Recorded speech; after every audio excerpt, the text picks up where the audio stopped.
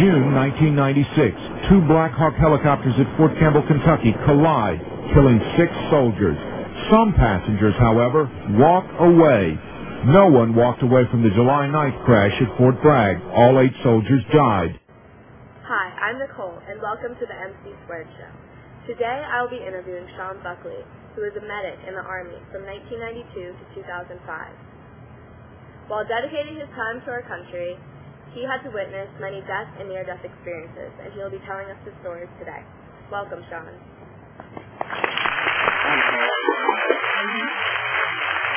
First off, tell us about the clip we just saw with the 2 helicopters colliding. Well, that was a training incident at Fort Campbell, Kentucky. It happened in the summer of 1996, and it was a demonstration for the public, which is why we have the video footage of it. Both helicopters were fully loaded. They had 15 crew members each on each helicopter, and what had happened there is the main rotor blades, actually the helicopters got too close and the rotor blades hit. Very difficult to see on the clip itself, but that's what happened. After the accident, they called for medical backup, and I was the flight medic on duty. When we got called, we immediately took to the air, and surveying the scene as we were coming in, you could see obviously the pieces of the Black Hawks and pools of blood. And when I landed, there were 6 people that were dead already, and 24 others that were injured. Extent of their injuries varied. Some were very severe. I remember during my triage coming across a guy with a broken femur, and he wasn't the worst. So I had to tell him that somebody would be back to get him. Luckily enough for everybody else, there were no more fatalities after medical help got there, and they had launched all the helicopters that were available. So in the efforts, nobody else died. Just seeing, the people who did die, just seeing all of that, just instant death, did that affect you mentally at all? Well, if you're going to be involved in emergency medical services, you kind of have to distance yourself from what's actually going on in order to provide the care, best care that you can for the people that need your help, so that their chances of survival will be increased. So emotionally, it didn't affect me, but I guess just knowing that I can help the other people that were there was important. I understand you also had a more personal experience with death. Could you tell us the story about that? Yes. About a month later, I was again on duty as a flight medic and received a call regarding hypothermia was the initial call. It was a family that had been hiking by the Roaring River near Chattanooga, Tennessee. And one of the family members had broken their leg, and the main concern was hypothermia. There was no way to access, no roads in and out of where they were at, so they called for a helicopter, and were able to provide a 4th table for the mission. When I landed, I triaged the patient, took care of the broken leg, splinted it, and we got everybody into the helicopter and safe. When I was bringing my equipment up, and I also had a civilian paramedic with me on the last trip. The 4th cable actually snapped, and we fell about 130 feet into a small river that was below us. What was going through your mind when the cable broke? To be honest, the first thought was, well, how am I going to get out of this one? And after that, was looking over my shoulder, trying to find some deep water, and there just wasn't any. I was lucky enough to hit an area about 4 feet wide, about 3 feet deep of water, and I'm sure that had a lot to do with my survival.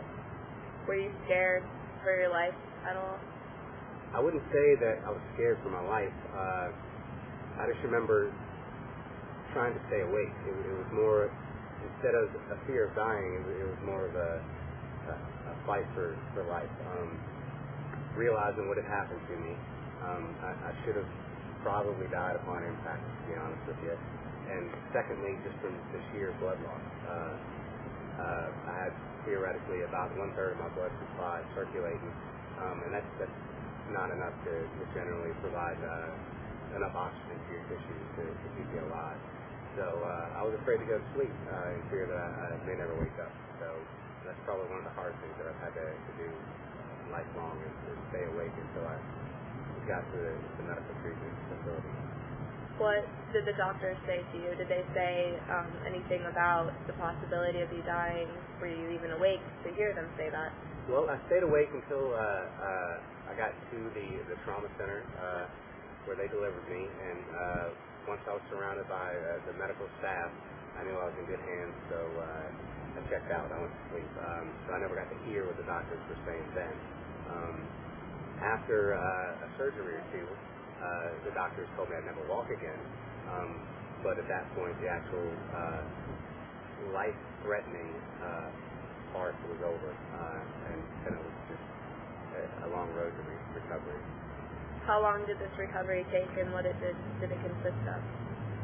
Well, I'd broken both of my femurs, so they put a rod in both femurs, and my pelvis was in 3 pieces. So I had an external fixator, which is basically bolts that were holding my pelvis together from the outside. I still have one of the rods in one of my femurs, but all the other hardware has been removed. Can't say that I've totally recovered back to the person that I was before physically, but it was a long road to recovery. I had to teach myself how to walk again, and from there, just continue to get stronger and live life as normally as I could, especially early on. I was confined to a wheelchair for a number of months. That takes a toll on you psychologically. Were you married, or did you have any significant others that were there during this time, family, anything? I was married at the time of the accident. She was actually in Florida visiting her family. The accident took place in Tennessee, and she was on her way back, and she heard about it outside of Atlanta on the radio. Not my name specifically, but the unit involved, and she knew that I was the flight medic on duty. So it was pretty easy for her to do the math. So she basically had to drive 4 more hours on the interstate, knowing that her husband had just been in a helicopter crash. Did she ever explain to you like how that made her feel? Like was it scary for her? Or was she used to that too, because she was part of that too, wasn't she? Was she in the Army? Yeah, she was an operating room technician in the Army, and so she'd seen, obviously, some of the more gory parts of the medical stuff, but not the trauma in your face right when it happened type of thing. She just told me she was in a panic the whole way home. She knew, but had no way to confirm that it was actually me. Would you say that being in this profession, being in the Army, the Navy, anything, would you say that hardens your view on death? Does it make it easier to cope with just because you have to deal with it so much? Well, I think that the more that you're exposed to situations, the likelihood that you develop a hardened outer, what's the word I'm looking for? Shell. Yeah, I guess you develop a shell towards it. Definitely would be the experience. How has this affected your life as it is now? Well, I was unable to continue my career in the military. I received a medical discharge in 2005, and I'm back in school. That's good. All right, well, it was nice talking to you. It was good to know everything that happened to you, and I hope that you prosper in life as it is now. All It was right. nice meeting you.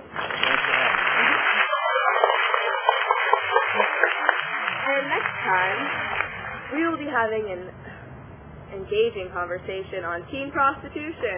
Goodbye.